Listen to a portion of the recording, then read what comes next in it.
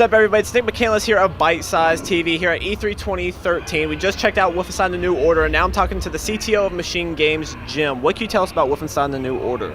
So Wolfenstein: The New Order is a new take on the Wolfenstein IP.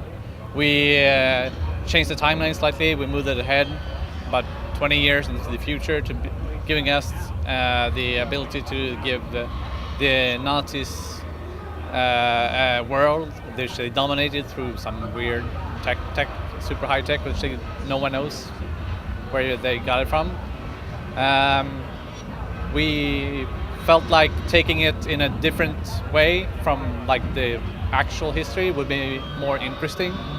Try to figure out how would the world be, what would have happened if they had actually won. And it's been an interesting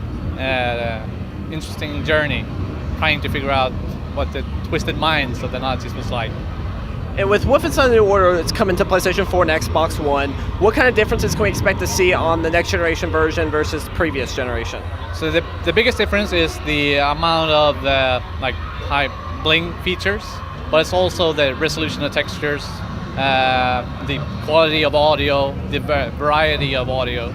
So the Intec 5 engine is a virtual texture-based technology. So it supports textures that are up to 156K in size. Okay. But you're very, very limited by storage and memory.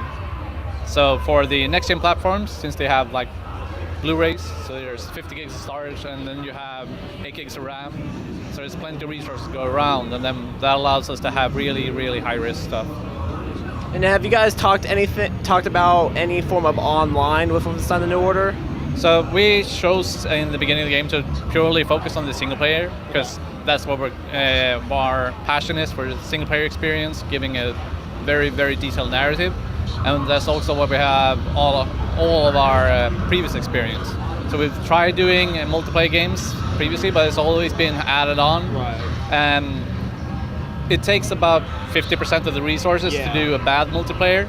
And we figured if we want to do a good multiplayer, then we have to have 2 teams. Right. And we'd rather spend all the resources on doing a really awesome single player experience.